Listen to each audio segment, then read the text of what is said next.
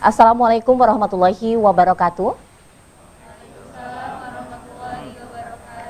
Apa kabar pemirsa Banten TV? Senang sekali saya Lilik Hulwatunima bisa menjumpai Anda dalam program Forum Dialog bersama DPRD Provinsi Banten. Kali ini kita akan membahas terkait kualitas produk UMKM meningkat, tentu saja ekonomi juga dapat merangkak naik. Dan pemirsa, meningkat atau menurunnya pertumbuhan ekonomi di Indonesia tentu saja dipengaruhi oleh berbagai faktor, salah satunya keterlibatan UMKM. Sesuai dengan Undang-Undang Dasar 1945, yakni pasal 33 ayat 4, bahwa UMKM merupakan bagian dari perekonomian nasional yang berwawasan kemandirian dan juga memiliki potensi besar untuk meningkatkan kesejahteraan masyarakat umum. Dan pemirsa, di Banten, pertumbuhan UMKM ini tentu saja diharapkan kian menanjak. Untuk berkembangnya UMKM dan perekonomian di Banten tentu harus ditopang dengan kualitas produk UMKM itu sendiri. Nah, sudahkah betul kualitas produk UMKM di Banten ini meningkat? Tentu saja kita bahas tema tersebut dalam Forum Dialog edisi hari ini bersama sejumlah narasumber. Kita sapa terlebih dahulu Komisi 2 DPRD Banten, Bapak Dr. Andes Haji Syihabuddin Hashim SHME MSI. Assalamualaikum Pak. Apa kabar? Alhamdulillah. Baik ya, dan tentu saja semangat ya Pak ya.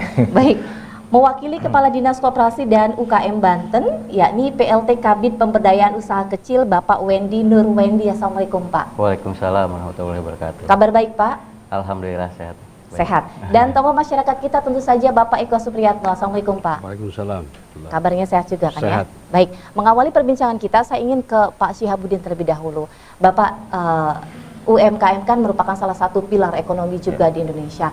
Menurut Bapak seperti apa kepentingan UMKM atau perannya terutama untuk pertumbuhan perekonomian, khususnya di Banten?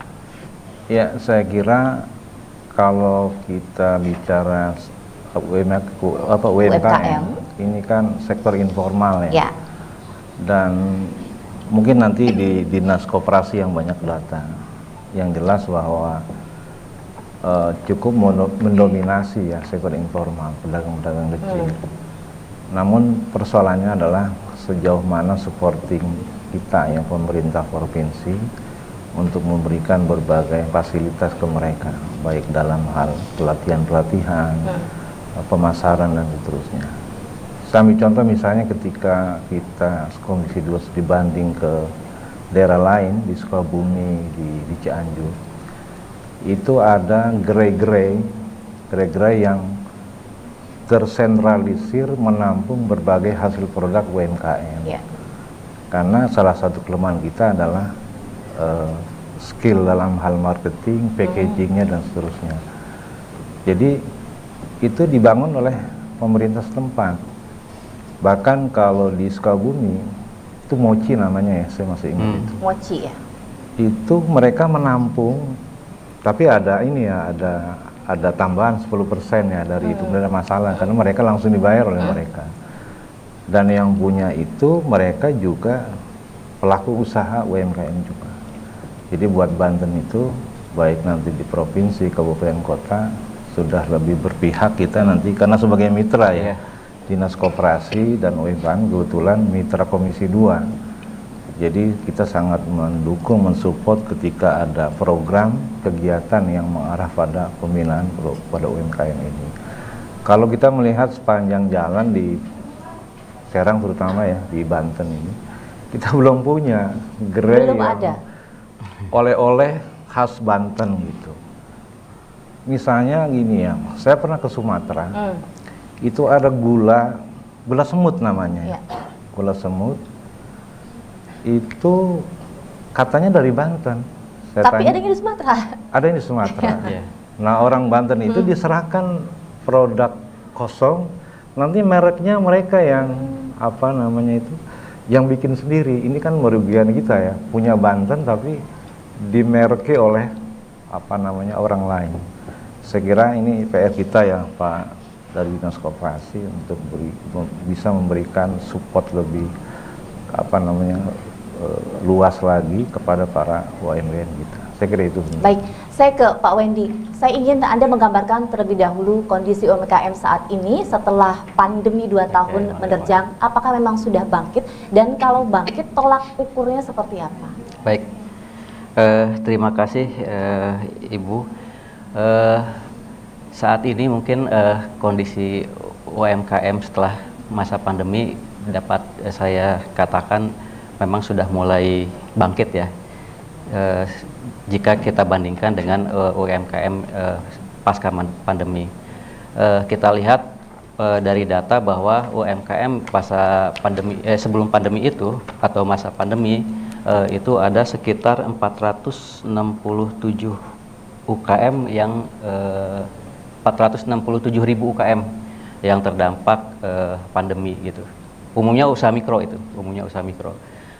Namun demikian memang ada beberapa juga UMKM yang memang bisa eksis ya di masa pandemi itu, bisa eksis terhadap pandemi gitu. Jadi kalau dilihat beberapa survei yang kami lakukan kemarin pada masa pandemi itu kami lakukan di 1.000 UKM yang di masa pandemi itu sekitar 35% gitu, 35% UKM itu ternyata masih bertahan sebetulnya. Masih bertahan dari 1.000 sebetulnya Pak ya, dari 1.000 dari 300.000 itu. Karena kita kan ingin mentreatment terkait dengan program apa yang cocok untuk UKM pada masa pandemi itu gitu. Kemudian ada juga 20% UKM yang memang beralih usahanya. Awalnya dari dari fashion misalnya dia beralih ke membuat masker gitu. Kemudian dari makanan minum pun ada juga yang beralih ke buat masker gitu. Jadi itulah intinya UKM bagaimana untuk bertahan hidup gitu. Nah, pasca pandemi ini gitu, pasca pandemi selain upaya yang dilakukan oleh UKM, ada juga upaya yang dilakukan oleh pemerintah provinsi untuk memberdayakan UKM. Kalau upaya yang dilakukan oleh provinsi pada masa pandemi, kita melakukan bantuan keuangan gitu ya, bantuan keuangan baik dari pemerintah pusat maupun dari pemerintah daerah Provinsi Banten. Nah, kalau dari pemerintah pusat itu ada namanya program bantuan presiden BEPUM namanya. Gitu, yang satu UKM itu dapat bantuan pembiayaannya sekitar 2.400.000. Nah, kalau untuk usaha kecil yang menjadi kewenangan provinsi itu bantuannya itu sebesar 3 juta per UKM dan diberikan kepada 323 UKM gitu diberikan kepada. Nah, tentunya bantuan itu ditujukan untuk bagaimana mendukung UKM itu agar tidak turun drastis gitu dalam pengembangan usahanya. Dan uang sebesar itu mungkin bisa diberikan bahan baku lah gitu, bahan baku gitu. Nah, dari situ setelah kita amati memang tidak lama UKM yang terdampak dari pandemi ini mereka sudah bisa bangkit lagi gitu. Nah, tinggal kita memberikan dukungan bantuan program melalui pengembangan akses produksi dan pemasaran gitu. Nah, dari karena UKM yang pada masa pandemi itu ternyata mereka punya kelebihan ternyata. Kelebihannya dia beralih dari pemasaran tadinya sifatnya offline ke online gitu. Jadi sudah mulai pada bisa menjual melalui marketplace atau melalui media sosial gitu. Nah, itu sudah banyak UKM yang beralih ke sana. Oleh karena itu terkait dengan pemberdayaan UKM terutama ke akses pemasaran, kita tidak terlalu sulit untuk membantu itu. Nah, tinggal memperluas jaringan pemasarannya. Nah, saat ini kita fokus kepada pemasaran UKM melalui ekspor, Bu. Ekspor. Nah, ekspor itu metodenya kita bisa langsung menghubungkan kepada eksportir yang ada di luar, yang memasarkan produknya keluar, ataupun juga ke marketplace yang memang apa namanya sudah terkenal di luar negeri juga gitu. Jadi dan dipromosikan juga, kita kerjasama dengan diaspora di luar negeri gitu. Oke, saya tahan dulu. Saya kembali lagi ke Pak Syahabudin. Tadi Pak Wendy menjelaskan ada ratusan ribu UKM di Provinsi Banten. Nah, menurut Bapak dengan ratusan ribu dengan jumlah yang cukup banyak di Banten ini, bagaimana bisa dirangkul seluruhnya agar bisa dikembangkan usahanya? Iya, kan kita punya kabupaten kota ya. Betul. Tinggal kita berkoordinasi, maksud saya tingkat provinsi itu dengan kabupaten kota, karena mereka juga programnya sama. Tinggal membuat apa sih namanya klaster gitu, mana yang provinsi, mana yang kabupaten kota. Sebelum berangkat saya tadi ke Tangerang, kota Tangerang. Jadi Pak Camat itu ini persoalan goodwill ya, memberikan akses misalnya tempat, silakan para pengrajin UMKM itu memasarkan apa tadi itu hasilnya itu di tempat itu. Yang kedua, kita kan ada belanja mamin ya sebetulnya. Betul. Ada berapa? 38 OPD provinsi. Mungkin juga kabupaten kota punya apa dinas masing-masing. Itu belanja per tahun itu puluhan miliar ya. Kalau kita punya gerai kan belanjanya nggak usah jauh-jauh, nggak usah repot-repot, tinggal pemberdayanya itu dengan mengakses mereka agar apa namanya produk mereka itu enggak sudah terfasilitasi oleh pemerintah. Jadi saya kira salah satu yang membuat akses itu terputus karena ini PR buat kita ya. Kita harus ada goodwill ya, memberikan kesempatan, peluang kepada mereka seluas-luasnya. Saya pikir itu membangun gerai-gerai itu menjadi Pak Kadis ya, bisa menjadi bahan kita ya. Setiap orang mau lewat, ini hasil apa karya orang-orang Banten, UMKM-nya. Misalnya tadi yang paling gampang ya, seperti kayak apa tadi itu gula semut, kemudian banyaklah produk-produk yang pisang apa di sangre dan seterusnya. Oke, baik. Karena mereka butuh pisang sale ya. Perlu pembinaan ya mereka. Saya kembali lagi ke Pak Eko. Pak, menurut Anda bagaimana kualitas produk UKM di Banten? Apakah sudah mumpuni dan juga mampu bersaing dengan wilayah lain? Jadi dari sebuah data ya, jadi Banten ini kan 12 juta penduduknya, tapi yang UMKM-nya hanya 1 juta. Jadi orang Banten itu lebih suka mengisi dunia usaha kerja, lamaran kerja dibandingkan menciptakan lapangan kerja. Tadi sudah cerita Pak Dewa dan Pak Dinas ya, jadi pemerintah itu seharusnya terus mendorong membantu UMKM terus di Banten ini lebih mengeksplor potensi-potensi UMKM yang ada. Kalau bicara misalkan tenaga kerja atau produk tenaga kerja kita kreatif, terampil. Kadang yang sebuah catatan kritik saya itu ya, misalkan paradigma baru dalam UMKM itu minder atau inferior. Jadi tidak pede. Misalkan kita terbuai dengan produk Eropa ya, saya orang kampung ya, Hermes, Gucci ya, itu jangan-jangan yang buatnya orang Serang gitu, jangan-jangan gitu kan, Cibaduyut, Garut, Tasik kan, karena orang Serang itu lembut tangannya. Lalu kita terbuai dengan produk Cina yang murah, padahal di Banten ini produknya murah meriah.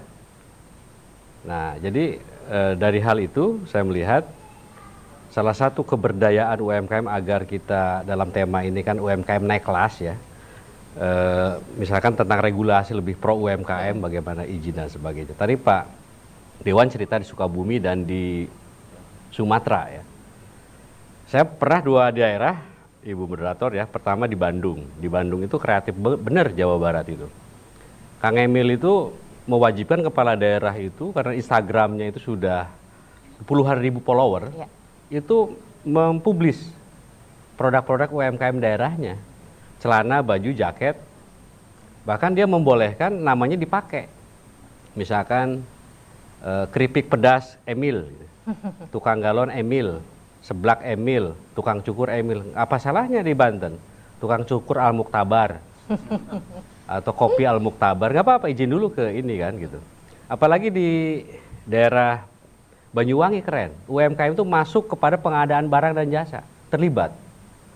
Lalu ada namanya rumah kreatif Pak. Rumah kreatif itu tidak hanya retorik ya, tidak hanya bagi-bagi bantuan ya, tapi lebih kepada bagaimana dilatih mendesain produk, lalu sampai ke marketingnya. Ada namanya teman usaha rakyat. Jadi dia mendampingi UMKM bagaimana cara bikin izin. Lalu ada yang namanya ongkir gratis. Nah, saya pikir di Banten belum ya. Jadi di Banten hanya sebatas retorik. Dari kementerian, beberapa belas kementerian ke RW ke RT semuanya ngurusin UMKM. Dikasih dana 2 juta sekian. Tetapi story-nya nggak ada. Malah uang UMKM beli handphone, bukan untuk usaha itu. Jadi saya pikir itu catatan kritik bahwa UMKM itu tidak hanya selebrasi atau selfie, tapi lebih kepada gerakan rakyat. Bagaimana kita cinta terhadap produk Banten ini sendiri. Artinya yang ingin Anda katakan adalah kreativitas dan inovasi yang harus dibangun. Betul, gagasan, dan berbasis di Banten gagasan. memang belum terlihat seperti belum, itu. Belum ada gagasan itu. Baik, saya ke Pak Wendy. Pak, gimana Pak inovasi dan kreativitas yang memang harus dibangun mungkin bagi para pelaku UMKM? Bagaimana kalau dari Dinas Koperasi dan UMKM? Ya, baik, terima kasih. Memang kembali tadi kalau kita merujuk kepada bagaimana meningkatkan kualitas UKM ya sebelum ke kreatif inovatif,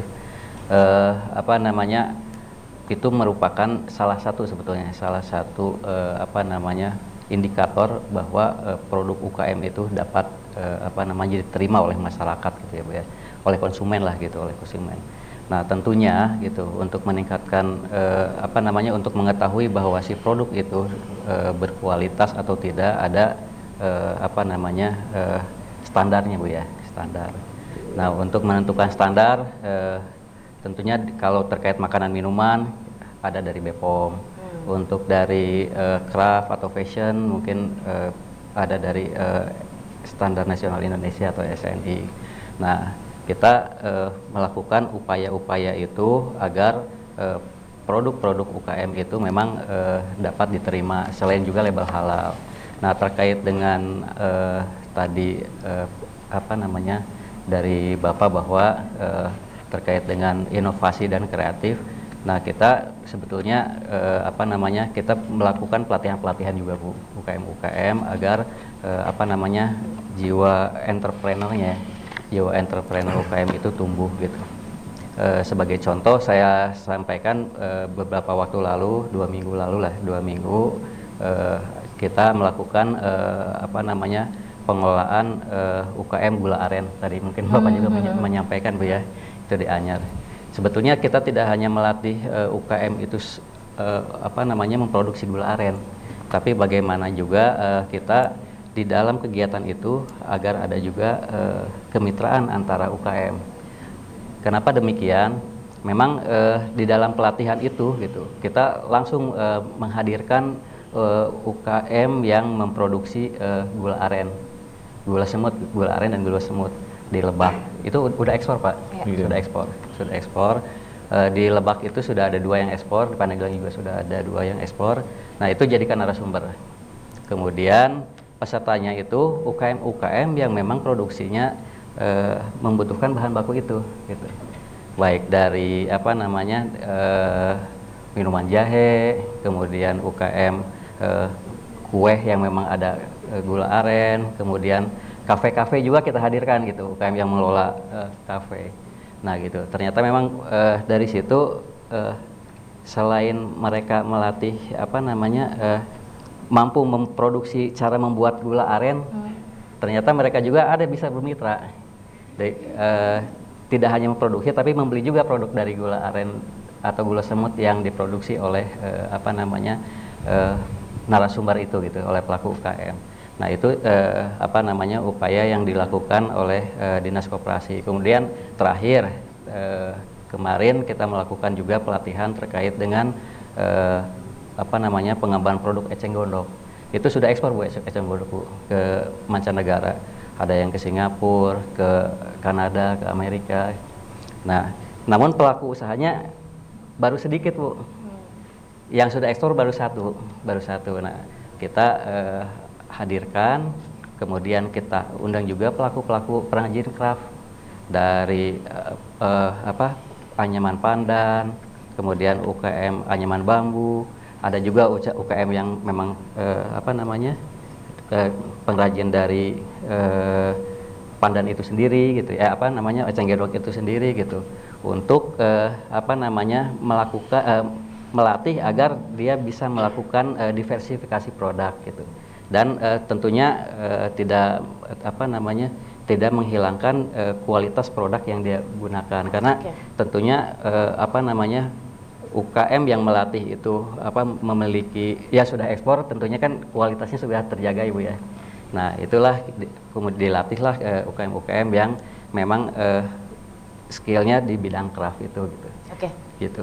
Baik, Pak Syihab, tadi kalau kita mendengarkan penjelasan dari Pak Wendy, memang sebenarnya sudah cukup banyak sekali yang dilakukan oleh dinas terkait, bahkan pembinaan, pelatihan, dan lain sebagainya. Kalau menurut Bapak, sudah cukupkah hal itu dilakukan, atau apalagi sih yang perlu harus dilakukan oleh dinas terkait, Pak? Belum cukup katanya Pak Wendy. Kan ini ya, tadi saya menarik yang Bapak ungkap tadi.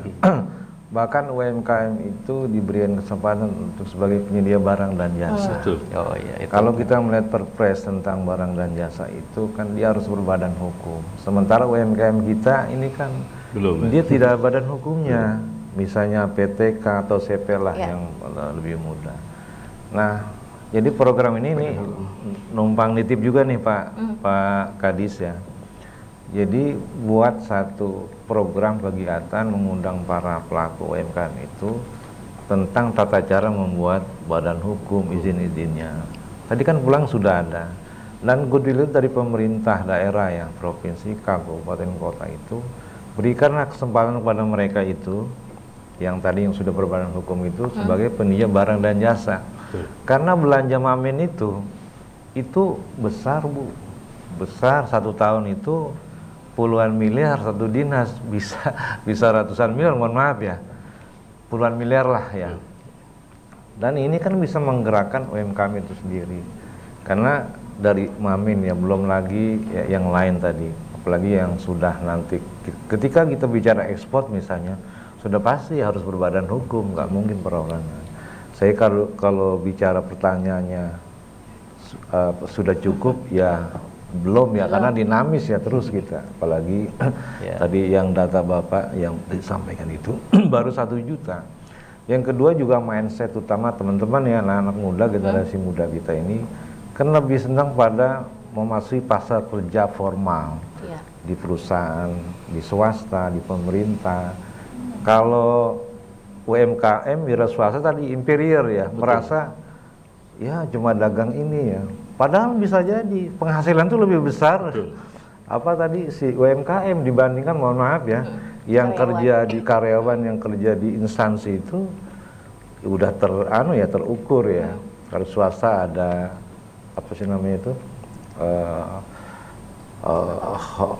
upah minimumnya hanya sekian, UMK-nya, UMR. Tapi kalau entrepreneur wira swastawan itu kalau dia terus melakukan inovasi, diversifikasi usaha, kemungkinan dia meningkat bukan sebagai UMKM lagi, tapi menjadi pengusaha yang lebih besar lagi. Saya kira begitu. Oke, tapi saya menarik pernyataan tadi yang di awal Pak Syabuddin bilang kalau di Banten tuh sepertinya belum ada gerai-gerai khusus produk UMKM. Seperti apa Pak Wendy? Kan kita lihat ya, kalau lagi saya ke Pandeglang, ke Lebak, ke lapangan itu, ketika kita jadi pinggir jalan, tidak seperti misalnya di daerah lain tadi, misalnya Jawa Barat ya, gerai-gerai itu dibangun berjajaran rapi begitu Pak ya? Ya nggak berjajar, ada yang swasta, tapi ada yang memang dibangun oleh pemerintah daerah.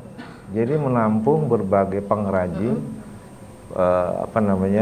yang ada pelaku UMKM itu, dan orang berbelanja. Kalau di Cianjur tuh lewat daerah Puncak ya, itu ada lampu-lampu hiasan, tapi di Pandeglang saya lihat juga ada juga.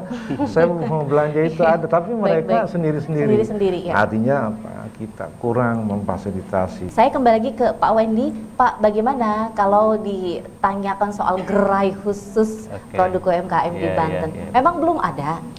Ya, memang kami akui ya Bu ya, kami akui kalau khusus pemerintah Provinsi Banten untuk menyediakan gerai produk UMKM memang belum ada Bu, belum ada.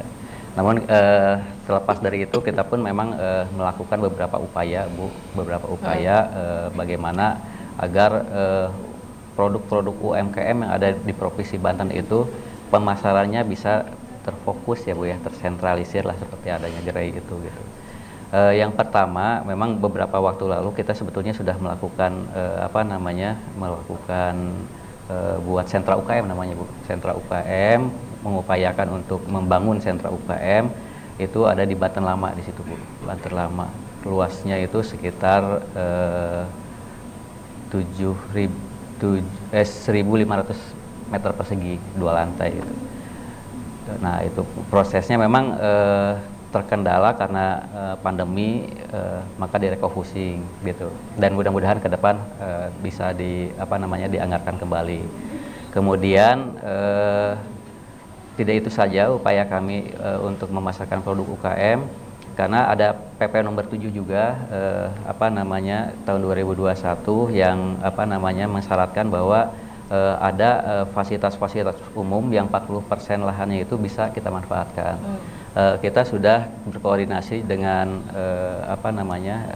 pelabuhan ASDP di Merak bahwa sarana-sarana permasaran yang ada di Merak itu yang 40%-nya bisa kita gunakan untuk produk UKM. Kemudian dengan bandara juga di Soekarno-Hatta kita juga sedang berupaya gitu ya, pemerintah Provinsi Banten untuk masuk ke sana. Walaupun memang sekarang masih di kabupaten kota dulu Bu, di Kota Tangerang. Gitu. Kemudian yang terakhir mungkin upaya kita di 2023 berarti ya Bu ya, tahun depan kita akan membangun Bu gerai dan rumah produksi di PLUT Bu, di Pusat Layanan Usaha Terpadu untuk memasarkan produk UKM. Sebetulnya gerainya sudah ada, hanya belum terekspos karena masih kecil gitu ya. Nah nanti mudah-mudahan dengan dibangunnya gerai dan rumah produksi itu gitu bisa bisa menjawab tadi keinginan Pak Dewan gitu ya. Dan itu sudah dianggarkan. Walaupun memang pembangunannya dilakukan oleh Perkim gitu ya, Perkim, tapi DRD-nya dari kita juga gitu. Dan itu memang sudah sesuai dengan harapan dari UMKM juga gitu ya, terkait dengan rumah produksi yang memang harus ada standarisasinya gitu. Itu terkait dengan pemasaran yang sifatnya offline mungkin ya Bu ya gitu. Dan gerai-gerai yang memang saya setuju lah itu memang saya yakin itu akan sangat bermanfaat bagi UKM. Oke. Kemudian yang kedua terkait dengan badan hukum Bu, badan hukum. Memang kami juga salah satu target pemerintah daerah itu bagaimana mentransformasi UKM dari sektor non formal ke formal. Karena kita ketahui bahwa umumnya kalau usaha mikro pada umumnya Bu, kalau kecil mungkin sekarang sudah mulai berbadan hukum. Itu banyak juga yang belum memiliki legalitas usaha gitu. Nah kita di pemerintah Banten, Provinsi Banten ada program terkait dengan bantuan badan hukum PT Perorangan namanya Bu, PT Perorangan. Nah di dinas sendiri kita membuka coaching kliniknya. Sebetulnya murah itu biayanya itu hanya 50.000 untuk membuat PT Perorangan, namun bentuknya sertifikat sebetulnya, sertifikat, dan daftarnya memang ke Kemenkumham, tapi kita bisa membantu itu. Kemudian saat ini sudah ada lebih dari 2.000 UKM yang kita fasilitasi itu, baik dia mendaftar sendiri, dan sekarang pun kita menganggarkan juga untuk membantu itu, dianggarkan sekitar 1.000 UKM. Nah, mudah-mudahan itu bisa bertambah. Dan manfaatnya, fungsinya mungkin itu tadi Bu, tadi yang disampaikan oleh Bapak Dewan bahwa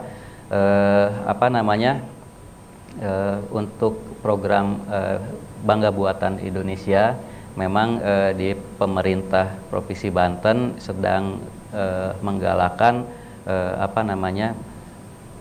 UMKM sebagai penyedia barang dan jasa yang ada di Provinsi Banten gitu, yang ada di Provinsi Banten. Sebetulnya itu ada dua Bu, ada dua yang terkait dengan bela pengadaan, yang kedua terkait dengan e-katalog juga. Yang Bapak sebutkan tadi, UKM yang berbadan hukum memang sebagai penyedia e-katalog itu, gitu. Pengadaannya di atas 200 juta Oke. yang e-katalog. Dan UKM-UKM yang memang belum berbadan hukum gitu ya, itu dimasukkannya ke toko daring namanya Bu, ke toko daring. Dan kita sudah mendorong UMKM dari tahun 2001 sampai 2002 ini ke beberapa marketplace yang sudah masuk ke dalam yang sudah ditentukan oleh PPMSE gitu, dari LPSE, dari LKPP.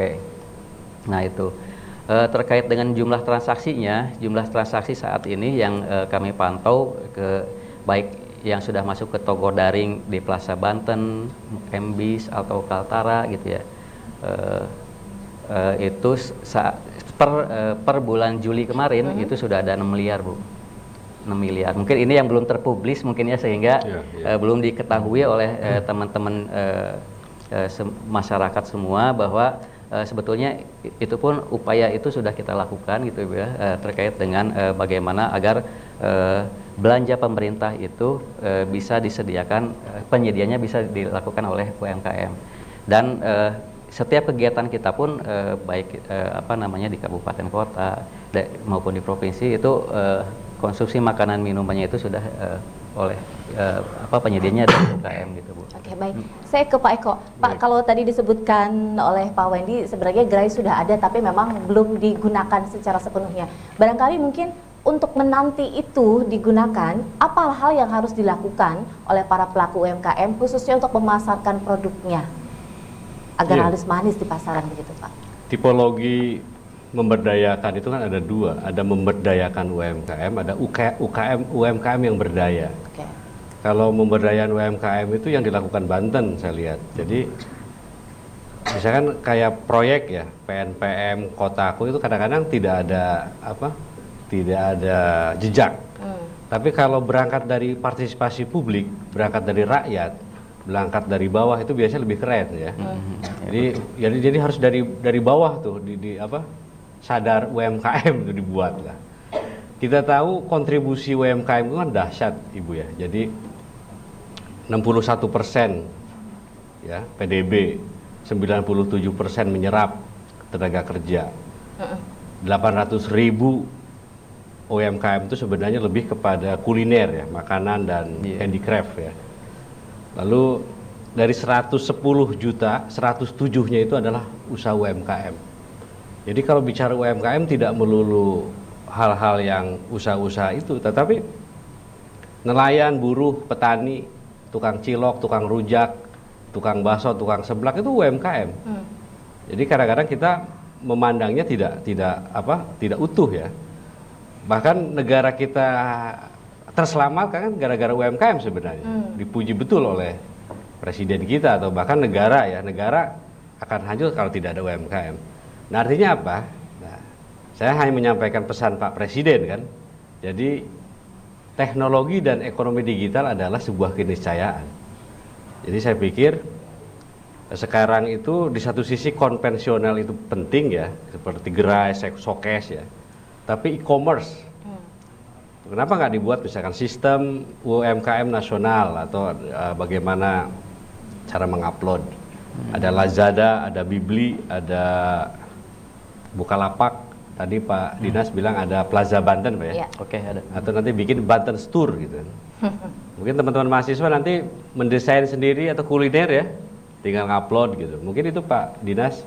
Jadi publik hanya butuh edukasi, pembelajaran, bagaimana cara mendesain misalkan atau mengupload di e-commerce itu. Oke, baik. Saya ke Pak Syihabudin. Singkat saja Pak, apakah memang betul ya UMKM itu sangat berpengaruh sekali, terutama untuk meningkatkan lapangan pekerjaan, mungkin tenaga kerja. Bapak melihat itu tidak di Banten? Iya kan, ketika kemarin pandemi itu banyak perusahaan-perusahaan yang jatuh ya. Tapi faktanya tadi setuju dengan Pak Eko, UMKM itu ada tapi pengaruhnya tidak besar ya. Betul. Nah oleh karenanya karena kita di sektor pengambil kebijakan publik dengan Pak Kepala Dinas tadi itu, jadi kita lebih membuat program lebih pada tadi selain pemberdayaan juga melakukan edukasi. Kenapa? Karena peluang-peluang itu kan harus diinformasikan ke mereka. jadi tidak tradisional gitu. Jadi kalau tadi pertanyaannya apa namanya Mencipta lapangan penciptaan kerja, iya. Cuma memang tadi kan entrepreneurship itu ada yang UMK, ada yang dibentuk, Ya. Betul. diajak-ajak gitu, dan ada yang memang dia sudah ada Lahir sendiri. sendiri, tapi kan perlu pihak pemerintah daerah yang Betul. ada kaitan pertanyaan tadi itu untuk ikut memberdayakan, bukan ikut lagi, berkewajiban memberdayakan para UMKM Oke, kita. memang harus terlibat pemerintah provinsi Harus. khususnya Harus. dari Provinsi Banten gitu ya. Baik, kita beri kesempatan untuk audiens yang ingin bertanya. Dari mana dimulai? Boleh berdiri silahkan? Ya, silahkan. Berdiri, sebutkan namanya. Izin memperkenalkan diri, nama saya Aisyah. Izin bertanya, adakah wadah khusus bagi produk UMKM? Selain itu juga wadah untuk saling berkomunikasi untuk meningkatkan produk UMKM-nya. Terima kasih. Wassalamualaikum warahmatullahi wabarakatuh. Waalaikumsalam warahmatullahi wabarakatuh. Berikutnya silahkan. Assalamualaikum warahmatullahi wabarakatuh. Waalaikumsalam warahmatullahi Waalaikumsalam. Izin memperkenalkan diri, nama saya Mustafa.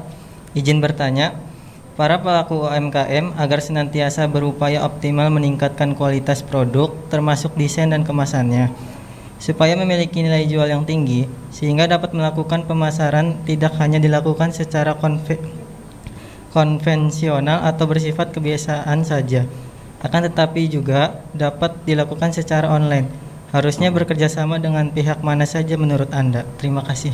Oke, berikutnya terakhir silahkan. Ya,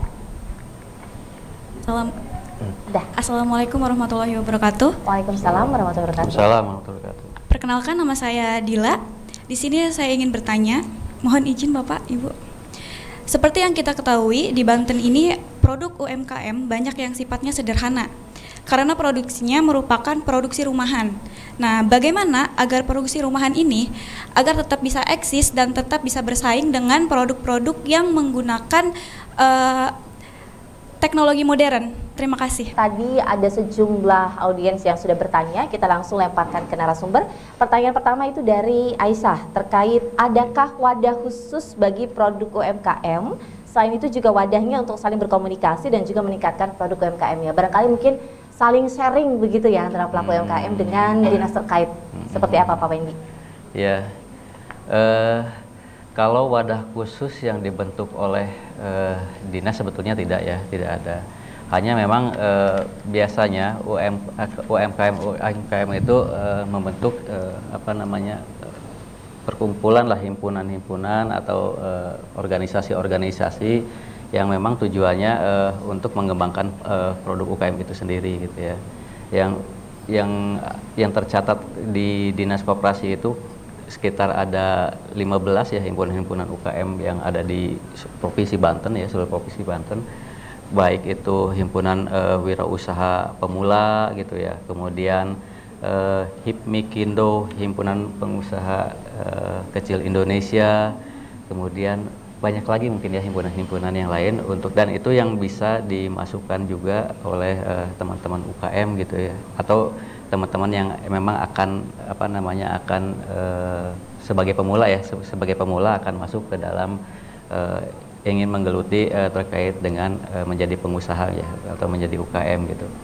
Jadi yang kedua mungkin bisa juga gitu ya teman-teman calon atau teman-teman UKM yang memang sifatnya skalanya masih mikro gitu ya, atau itu bisa juga membentuk suatu koperasi sebetulnya. Sebetulnya koperasi itu jika memang ada punya tujuan yang sama gitu ya, walaupun usahanya berbeda-beda tapi tujuannya sama, dia ingin mengembangkan usaha, itu bisa membentuk suatu koperasi gitu. Itu wadahnya legal sebetulnya, dia berbadan hukum sebetulnya koperasi itu. Nah, jika memang koperasi itu bisa besar juga, nah itu bisa juga menjadi salah satu penyedia tadi itu di pemerintah Provinsi Banten, penyedia di e-katalog gitu. Jadi salah satu wadah perusahaan yang berbadan hukum itu selain PT itu koperasi gitu. Itu legal untuk bisa masuk sebagai penyedia di pengadaan barang dan jasa pemerintah gitu. Kemudian Dan dari banyaknya perhimpunan tadi, apakah memang semua di bawah naungan Dinas Koperasi UKM, Pak? koordinasi ya di bawah. Hanya koordinasi, tapi yang membentuk mereka masing-masing. Ya mereka, kemudian kalau ada legalitasnya mungkin ke apa namanya Kesbangpol ya Bu ya. Kesbangpol. Oke, baik. Pertanyaan kedua tadi dari Mustafa, mungkin ini saya lempar ke Pak Syihabuddin terkait bagaimana agar produk UMKM itu memiliki nilai jual yang tinggi, lalu juga pemasarannya juga bukan dilakukan hanya konvensional tapi juga secara online begitu, dan harusnya bekerja sama dengan pihak mana saja. Mungkin Pak Syihabuddin ingin memberikan masukan, silakan. Ini pertanyaan Mustafa dengan Aisyah ini, istri Nabi ya. Jadi ada apa namanya keterkaitannya. Tadi Pak Kadi sudah menyampaikan. Jadi di tempat lain, di Jawa Barat misalnya, itu memang ada komunitas UMKM. Mereka saling memberikan informasi, terutama pemula ya. Pemula dari mana permodalan, legalitasnya dan seterusnya, pemasarannya dan seterusnya. Jadi saya pikir tadi kita sudah harus membangun itu Pak. Selain juga apa namanya Girai tadi, itu juga berfungsi sebagai katakanlah UMKM Center, di mana orang yang akan anak-anak muda yang ingin berwira swasta itu bisa masuk dalam komunitas itu, juga mencari berbagai informasi termasuk pertanyaan Mustafa tadi kaitan dengan bagaimana cara memasarkan. Sementara ini kan tadi konvensional ya, ada tempat warung nunggu orang lewat ya datang. Dan informasi-informasi itu nggak sampai kalau ternyata di situ ada yang dibutuhkan oleh orang lain. Contoh ini, ketika di Bandara Soekarno-Hatta masuk jalur Sumatera itu apa namanya pelabuhan ya. Itu kan jalur-jalur yang memang orang banyak lewat, termasuk juga wisata religi kita yang di Banten Lama. Itu tepat tuh Pak kalau lokasinya itu kan mudah-mudahan nanti bisa diusulkan kembali Pak. Yang ziarah itu kan bukan dari Banten aja, dari Jabodetabek, bahkan dari Jawa Tengah, Jawa Timur, Jawa Barat. Kemudian juga tempat wisata kita pantai yang Anyer dan seterusnya. Tadi yang Pak Eko sampaikan bukan hanya apa namanya makanan aja, juga hasil kerajinan yang lain bisa dipasarkan, souvenir dan seterusnya. Jadi saya kira intinya keterlibatan kita dalam hal memfasilitasi UMKM kita ini sangat diharap oleh mereka. Walaupun mereka mengusulkan kalau goodwill nggak ada dari kita, harapan itu nggak akan terjadi. Oke, baik. Pertanyaan terakhir tadi dari Dila. Produk UMKM banyak yang sifatnya sederhana, mungkin saya ke Pak Eko. Betul. Karena produksinya merupakan produksi rumahan, lebih banyaknya begitu Pak ya. Nah, bagaimana agar produksi rumahan ini mampu tetap bersaing dengan produk yang mungkin diproduksi dengan alat modern? Ya, jadi kan kalau UMKM kita itu kan 3 penyakit ya, tidak punya modal, branding tidak ada, marketing nggak bisa gitu kan. Jadi itu sebenarnya. Tetapi saya lebih menyoroti begini, jadi kalau untuk mewujudkan bagaimana UMKM yang biasa-biasa saja menjadi luar biasa, saya lebih tertarik pada gagasan dan gerakan. Jadi saya pernah bilang di forum ini juga, misalkan gerakan beli produk tetangga sendiri, atau membuat gerakan cinta makanan Banten gitu. Dengan apa? Dengan hal-hal sederhana, kita kumpulin TikToker, Facebooker, apalagi Twitter, YouTuber, kita buat serame-ramenya. Kita kan banyak tuh ada gerem asam gitu, sate bandeng, pecak bandeng, bubur sop di Labuan kan ada bubur sop pakai terasi, kue balok, apalagi banyak itu ya. Jadi saya pikir kalau membuat gerakan masif Pak, gerakan gila lah sebanten, saya pikir itu akan bagaimana UMKM yang sederhana itu menjadi luar biasa atau naik kelas. Gitu. Ya, dan kitanya juga harus mencintai produk lokal, begitu dan ya. gerakan membeli produk tetangga sendiri. Gitu. Baik, kita sudah berada di penghujung acara. Saya minta closing statement dari Bapak-Bapak, dimulai dari Pak Eko, singkat saja Pak, silahkan. Teknologi dan ekonomi digital adalah sebuah keniscayaan. Kalau UMKM Banten ingin maju, memakai itu ya. Nah, saya lebih condong, mari kita menggerakkan, membeli produk tetangga sendiri dan gerakan bagaimana kita cinta produk Banten sendiri. Boleh tepuk tangan Pak Eko. Berikutnya Pak Wendy, silahkan. Ya, baik, karena ini memang temanya terkait dengan kualitas produk UKM, maka memang tadi yang disampaikan oleh Pak Eko saya setuju. Kita selain bagaimana kita meningkatkan inovasi dan kreativitas UKM untuk mengembangkan kualitas, mengambil pasar, didukung juga oleh kemampuan teknologi. Nah, manakala UKM belum mampu untuk membeli teknologi, nah itulah pemerintah akan hadir gitu ya untuk membantu untuk mengembangkan atau memberikan bantuan terkait dengan pengembangan teknologi itu. Gitu. Tepuk tangan untuk Pak Wendy. Berikutnya terakhir Pak Syihab, silakan. Iya, membangun itu kan tidak selalu dalam arti fisik ya, membangun pemberdayaan ekonomi masyarakat. Jadi buat terutama kami di DPRD, bagian dari unsur penyelenggara pemerintahan daerah, pemberdayaan UMKM sesuatu yang sudah menjadi keharusan dalam rangka memberdayakan masyarakat Banten yang tadi Bang Eko sampaikan, itu prosentasenya sebenarnya lebih besar dari sektor informal. Boleh tepuk tangan untuk Pak Syihab. Terima kasih banyak Bapak-Bapak sudah hadir, dan terima kasih juga semua teman-teman yang sudah hadir menjadi audiens di sini. Dan pemirsa Banten TV, demikian Forum Dialog bersama DPRD Provinsi Banten. Saya Lilik Hurwatunimah dan kru yang bertugas mohon pamit. Wassalamualaikum warahmatullahi wabarakatuh.